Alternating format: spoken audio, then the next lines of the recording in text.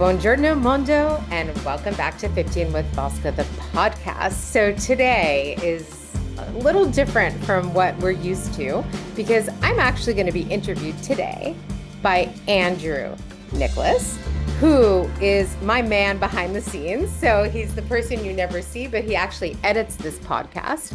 And the reason why he's going to be interviewing me today is because, as some of you may already know, I was recently on an Italian reality TV show, and Andrew sort of lived through the whole thing with me. And because he's a professional and he's worked a lot in TV and in film, he was a really important confidant for me during the whole shooting process, everything leading up to it. And so he helped me sort of, I don't know, really get through this very important experience for me. So, Andrew, thank you. Hello. I know you're joining us from West Hollywood, California. Yeah, buongiorno mundo. Buongiorno, Mondo. I actually was like, maybe Andrew should start. So it's so nice to see you and to be talking to you today about the program. Between time zones. It's always like very exciting. Like 6 p.m. in Italy and 9 a.m. here, two different lines. Exactly. Exactly. You have like the bright sunlight and I'm looking out at the, Dark. imminent sunset. Yeah. So we're here today to talk for me to answer all your burning questions about my recent experience being on this new Italian reality show called Best Weekend. Yeah. So I have shoot. questions and I'm like thinking about like some background of like you in Italy. Like I know we first discussed like in the first episode, like almost, a year and a half ago, like who you are, but I think it's important to kind of do a little refresher of like what brought you to Italy, like how long have you been here, and like what is, what led you to this like moment? Okay, thank you. So like very synthesized versions. I first came to Italy, let's say as a study abroad student. That was really, I mean, I had a transformative moment shortly before that, but I really decided as a young adult that I wanted to spend more time in Florence. So junior year abroad, typical story, went back to the US, came back to Italy, fell in love, blah, blah, blah. Long story short, 25 years later, yes. I'm still living in Florence. You mentioned a year and a half ago. It's exactly a year and a half ago that I resigned from Stanford, where I had worked and study abroad for 23 years and decided to go out on my own and found my company, which is Ask Fosca. And I do bespoke Italy travel design. I'm specialized in, academic trips to Italy. I also help with Italy relocations. So I work a lot with expats, digital nomads, etc. And I also have this podcast where we talk about all things Italy and Italian, and where I really try to give people a deeper understanding of the culture and what's going on here right now, but also where I try to really elevate Italian culture. And that's actually the mission of the TV show as well, which is really nice because you didn't ask me about it, but since we're here, I'll just say it. The goal of the show is, the audience is Italians, and the goal of the show, because it's called Best Weekend, is to show people the real hidden gems of Italy, because Italians, like, I mean, of course, like all of us, right? We always think that the grass is always greener on the other side, right? But the goal of the show is to show people, to say to people, hey, look, This you have to go to, kind of yeah, your town, and you don't know right? how to find it. Yeah. Exactly. It's in your backyard. It's the same language, and we have three local experts who are going to tell you already what their idea of a perfect weekend is in those places. So I have to say, watching the other episodes was really cool for me because I have been to all of those places several times. The first episodes were Taormina, Lago di Garda, and Napoli. And, I've been several times to each of those places, and yet I discovered new things. And that's that's the goal of the show, right? So, and that's the goal of my business. Yeah. So, kind of It's answered my all, like, next question was like, okay, what is this show like, and like how does that relate to your business? So that was yeah, a good like tie together as well. And I think one of the like you know exploring your own place in a new way helps, the locals, but also like, oh, if there's people who have a more adventurous side in their travel experience, I think it's a exactly. great resource for them as well. So give me a little like background of how you got connected with this group and like how did that like paint the picture, and then we'll talk more about details, of like how it came into place. Okay. So I also talk about this in my blog. So I tried to be really good about keeping a diary. Mhm. Like I did a video diary and I tried to write down as much as possible. But anyone who's ever worked in TV or in film, I had not. I had no idea how grueling those schedules were. So we were literally, I mean, I did my best. But okay, so I actually, it all happened like through LinkedIn, Mhm. which I think is maybe a good thing, to think about the fact that LinkedIn actually really does work as a platform. And so let's say, like, long story short, they found me Mhm. and and then began this sort of crazy series of Zoom meetings, casting calls. I Mhm. had to go meet writers, producers on site before we did everything. I had to submit like a million proposals. Um, and then I found out, like, actually you probably remember because you were here and we would talk about it, but like, you know, it was 3 weeks or something, and they didn't tell me until the very last minute. I remember And it that. was all really hush hush.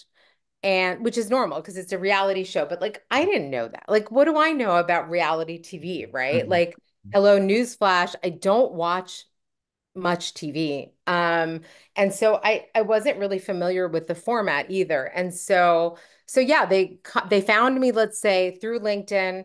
And then, the rest is history. And I have to tell you, up until the last minute, I was like, oh, they're not going to take me. I don't know if you remember, but like every day I was like, oh my God, I don't know. Like they're not telling me if they took me. I think they did, but Mhm. I'm not sure. It was like all this really, it was like this world that I don't really know. Mhm. And so it was a lot of, I don't know, it was just a lot of fun surprises, let's Yeah, say. yeah, Yeah. definitely. And I feel so like was the concept Tuscany in general for your episode, or was it specifically Chianti? Chianti. Okay.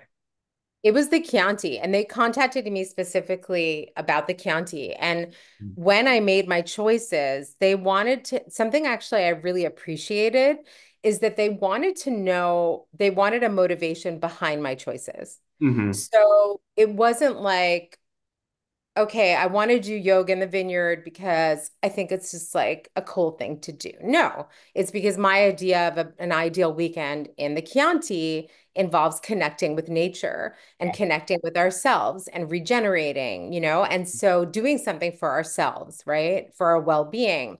And so doing a special kind of yoga. It's Hmm. Sandrine, who's the Sandrine Calm, who led us in this beautiful in the middle of this vineyard, doing this. It's called slow life yoga, just a way for all of us to find a moment in our day to regenerate.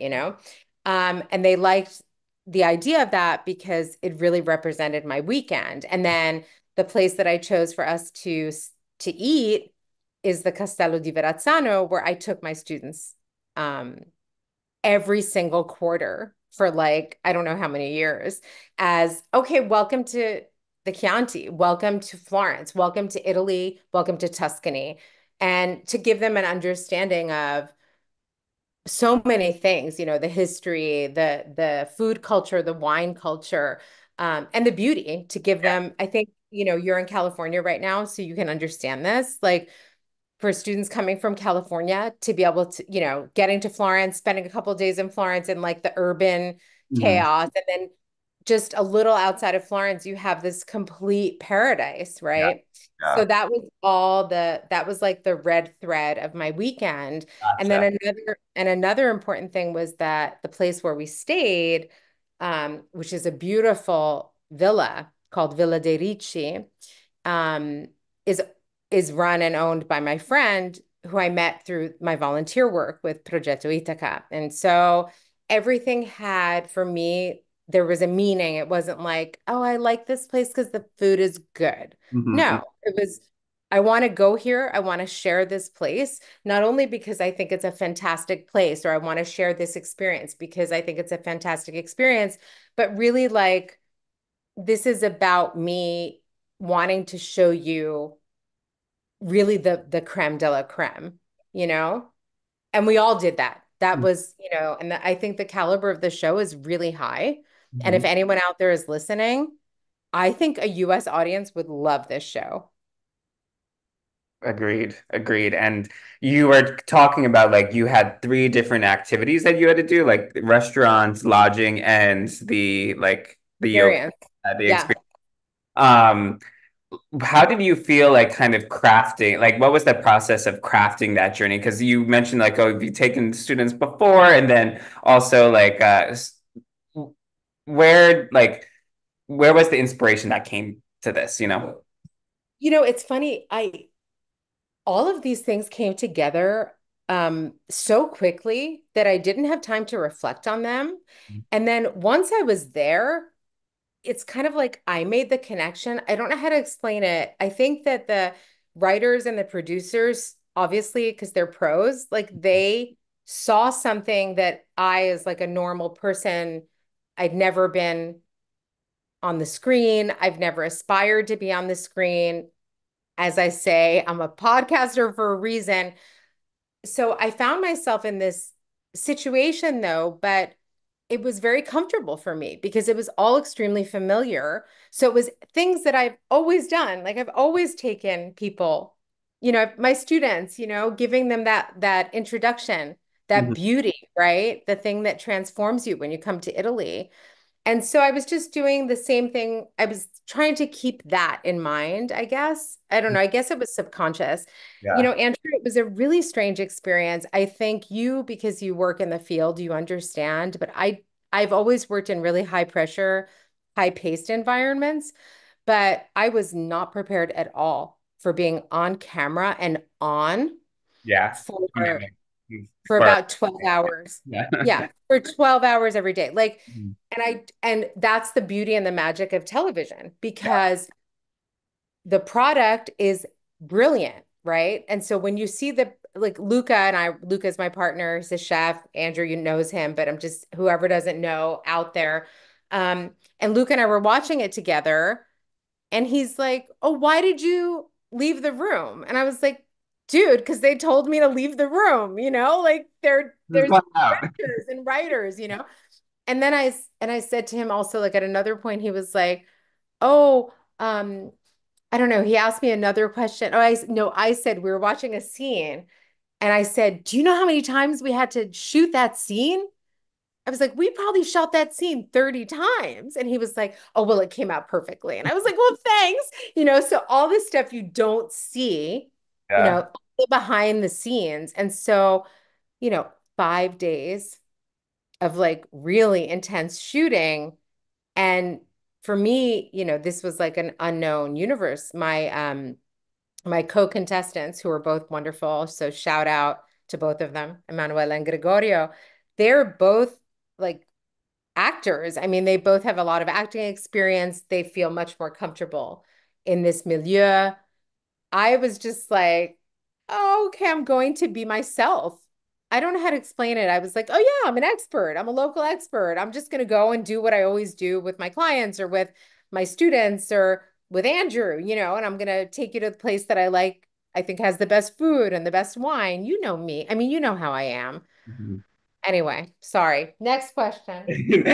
How was you were talking about the two other contestants and you have both had to create, well, all three of you had to create, this experience in Chianti. Right. Was there something from their experiences that you learned about or like was very interesting to you? Oh, everything. Hmm. Everything. I mean, let's bear in mind also it's a reality show, okay? So that was not clear to me because I'm one of those people. I'm like so dumb sometimes, right? So I just thought I was going there to be myself, but obviously I wasn't going there to be myself. But anyway, um, I learned so much. First of all, I discovered new places. I made new friends.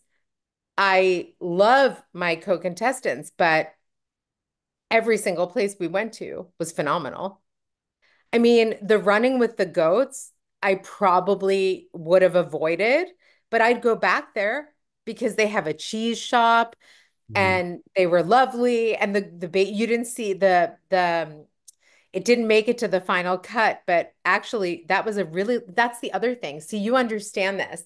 I mean, we were talking about if you do an average of what, like, even if you lower it to 8 hours a day, let's say an average of 8 hours a day for 5 days, even four, that gets down to an hour and not even a half of an episode. So Hmm. all the stuff that was cut out, and one of the things that was cut out was the baby goats. The Uh, baby goats are really cute. And so I would like seriously, I would go back to every single place that we went to. I loved the places where we stayed. I loved the places where we ate, even though comes across differently on TV. But again, my partner's a chef. And then you know. like and I had a lot of fun driving that dune buggy through the hills of the Chianti.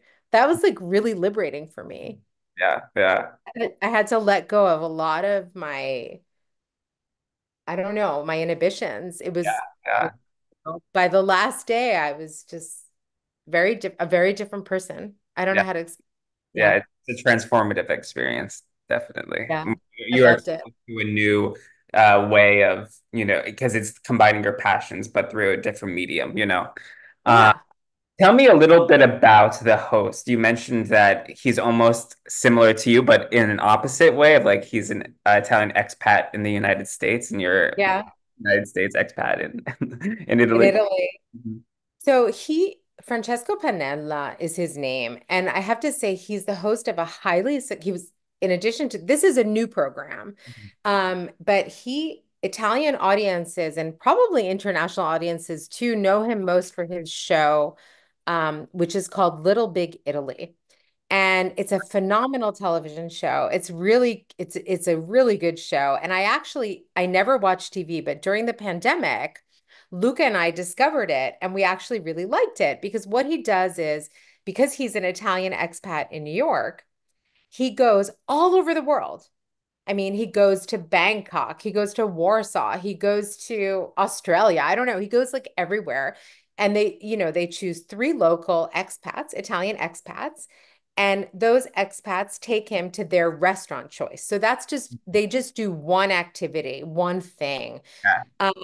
And so that show is like a hit show. Hmm. Italians love it. And so he's an entrepreneur. Hmm. His family has owned a restaurant in Trastevere for I don't even know for how many years. Like I think he like 100. He has a branch of it that he opened in Brooklyn.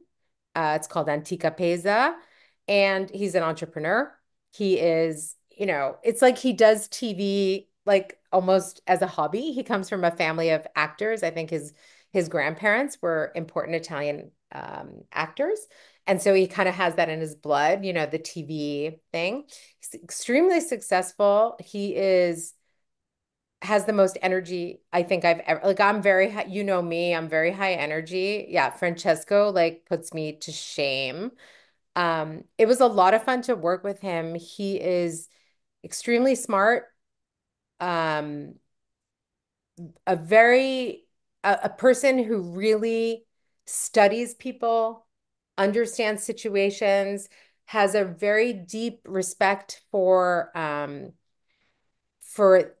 preserving, not a deep respect for, like, he really, really wants to preserve Italian culture and, talk about Italian culture all over the world. And so in the end, that's something that I think connects us, in addition to the obvious, like we're mirrored, we're living these sort of mirror lives, if you will. And so that was fun. And I took the group to the Castello di Verrazzano, which you know also because you're from the New York area. The Verrazzano Bridge, it's a big thing for us from the tri-state area. And so I think for him it was fun. It's just going to take him to the birthplace of Verrazzano and to sort of underscore that they underscore that in the program a little, the New York Yeah, Italy connect. connection and Francesco and I think really play off each other very well Mhm. in that sense. And I have to just say, like, I really, and this is not, I don't want to sound like at all kiss assy or anything, but like I was petrified to do this program, Mhm. Andrew. Mhm. When I found out that Francesco was the host, maybe you remember, but I was actually really relieved. Um, I told very few people. Obviously, you're like family to me, so you knew, but you didn't even know who he was. But that's okay because you're American and we don't really know him that well. Um, but I was just like blown away by everyone I worked with there on set. Like you're used to it. I'm not, that level. First of all, there was a huge crew Mhm. and just everyone was brilliant from the sound people to the camera people to the writers, the producers, the directors, my fellow contestants, Francesco.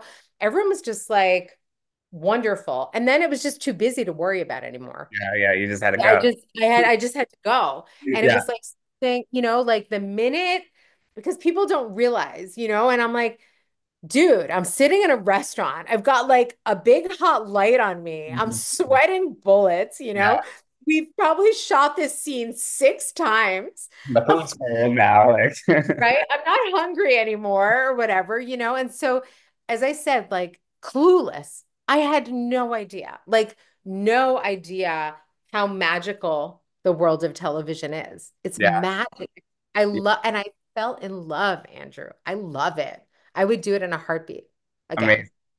Amazing. And when you were talking about the restaurants and like the activities you created, what was like the highlight of it? Is there a specific dish at this restaurant? Is there like something that like you were like, oh, this is the moment that I want to, I don't want to say sell, but it's like, the highlight of your journey.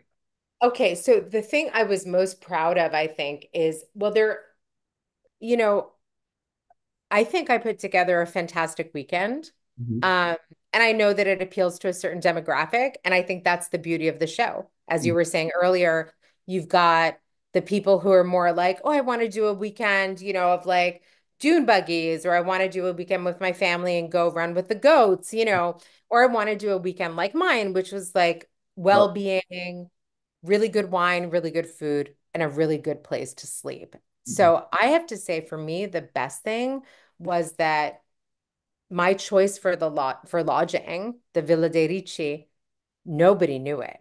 Mhm. And not even Gregorio, who's from there, had been inside, had seen, he knew the area, right? But, and so for me, I was like, wow, and I mean, it's Andrew, it's one of the most beautiful places you've ever seen. And it's one of those places, the minute you walk in, you're like, okay, it's so serene. It's so beautiful. And they have this pool, Mhm. this infinity pool. And it's like you're diving into the Chianti Hills. It's seriously like legit. And so that seeing how happy everyone was, Mhm. the crew, Francesco, it just was a place of, I just felt really happy that it was our last night. Mhm. And so it was just like, I don't know, we were all kind of relaxing and there was a very, I don't know, just like a very nice atmosphere, really fun vibe. It was really hard work. I Mhm. don't think people realize. So my biggest like kudos to people who work in TV and film. Like I had no, even just the schlepping of the Mhm. equipment, Yeah. 3 locations a day, Andrew. That's That's just the difference stuff. because 3 locations a day for basically, the first day was so we did day one was sort of like intros. So we started in the afternoon. Day two was Gregorio's day. Day three was Emanuela's day. Day four was my day. And then day five, we shot up until the early afternoon because it was the final voting, the, revealing who won, etc. That's a lot. Yeah, Like 5 days of intense. on all Yeah. the time. And lots, and the Chianti, it's not like taking the highway, you know, Yeah. it's all windy, narrow roads, Sometimes even dirt roads. Yeah. sometimes even dirt roads. Mhm. And it was a lot. Yeah. It was, How it did was you great. feel about like competing and like having like this competition element of like, oh, there'll be someone at the end who wins and that kind of thing? Because I feel like Right. with competition shows, there's always like a new side of yourself that comes out with like having to verse someone else, you know? I was clueless. Can I just I'll be straight up with you. So when in the pre, in the whatever casting calls, they ask me straight up, like, do you want to win? Are you competitive? And I'm like, no, not really, But I realized, I think on my day, so on like day four, Hmm. okay, now I get it. Hmm. I don't know how to explain it any other way, Andrew. I didn't understand how reality TV worked. Hmm. Um, and so, but by like day four, I was like, okay, It all. now I know. Now I know what I need to do. But I never thought, I mean, it's the show has come out, so I may as well just say it. I never thought I would win. Hmm. Um, I knew from day one that I would not win. Hmm. I'm a little witchy, Hmm. but I knew who would win and I didn't care. I Yeah. wasn't there. I didn't, I think the big thing that is important is I didn't seek this opportunity out. It just presented itself. And so winning was never even on my radar. Like it didn't, they were like, "Are you competitive?" And I'm like, with myself, and so I'm a team player or whatever, and so I'm not gonna you know how I am. It's not in my nature.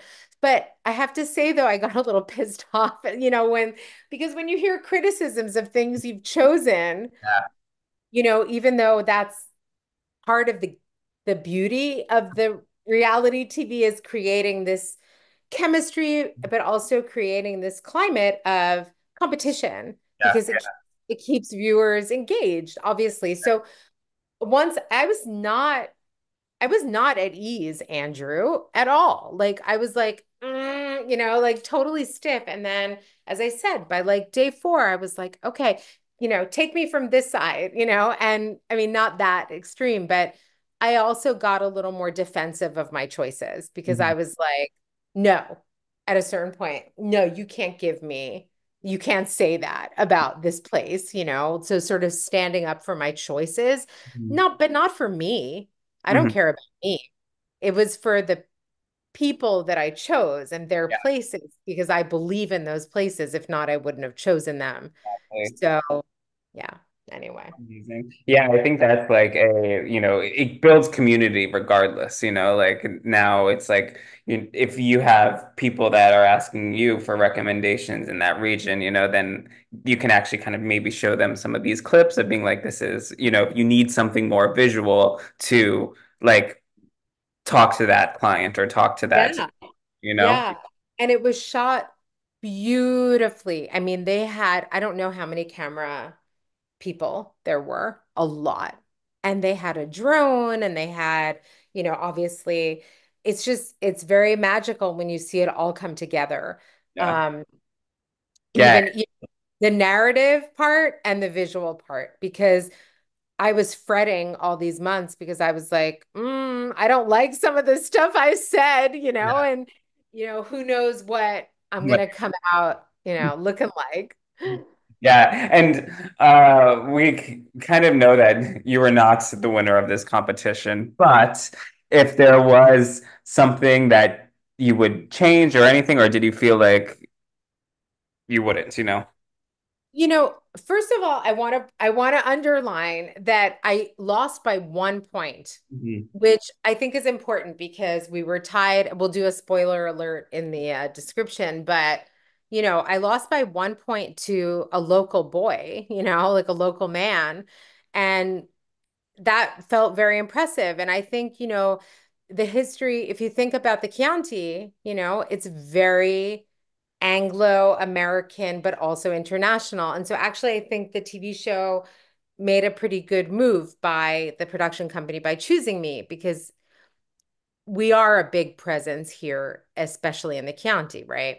Yeah. Um, and then I can't remember. Oh, so I lost by a point, but I feel like it doesn't, the outcome is almost irrelevant Yeah. because first of all, the visuals are beautiful. I discovered new places.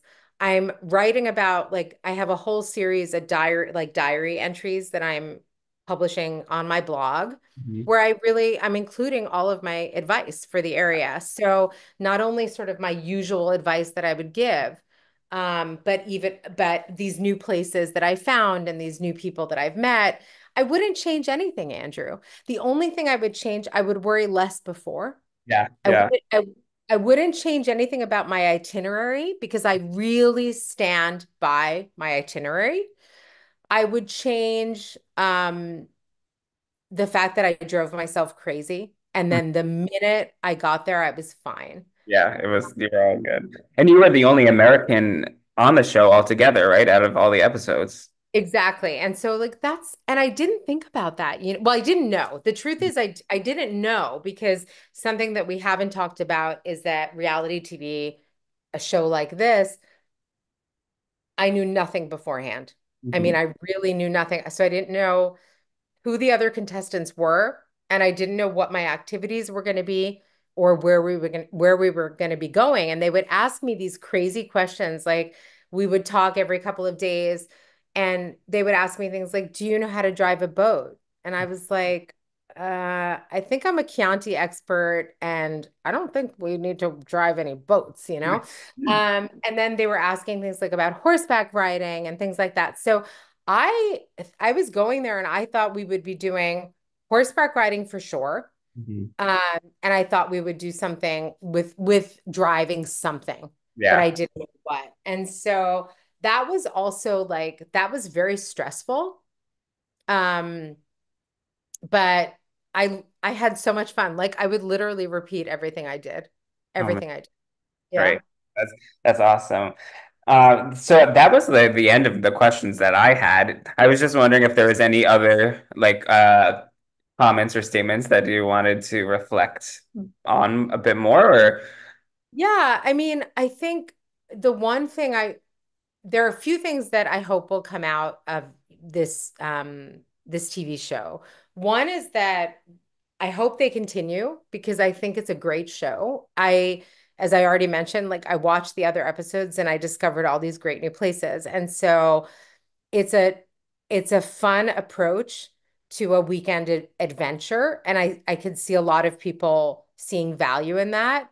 And I also like the fact that local experts were called in because that's why my clients call me, right? Because I know, yeah. right? And so that was very flattering. Mhm. Um, and then I don't know. I would do it again. I would actually encourage, I think for me, Andrew, like you know me, you and I want to just like also just while we're here, I want to just say that you and I met in one of those amazing sort of serendipitous ways that people meet in life. And so I was introduced to you by my childhood friend, Eric Morris. So we'll shout out to Eric because it's important because, he's somebody that I like have known since I was basically a child.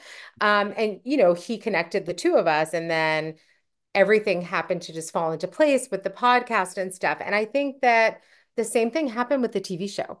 Mhm. Mhm. And the reason why, and as I said, I'm dedicating a blog to it. I hope people will read the blog, not only because it has like really good travel suggestions, because it does, but also because for me, this was like a big deal, Andrew. I'm a 54-year-old woman who just changed my career and I'm cast on, an important national network. Mhm.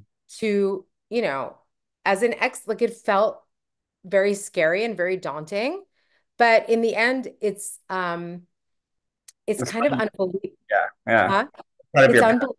Yeah, but I guess it was meant, I mean, and the last thing, and just speaking of sort of serendipity and timing and things, because we started the podcast sort of by talking about that. Um, you and I have known each other now for about a year and a half. You and I, our friendship is exactly and our collaboration, it has exactly the same age as Ask Fosca, right? Because they were born at the same time.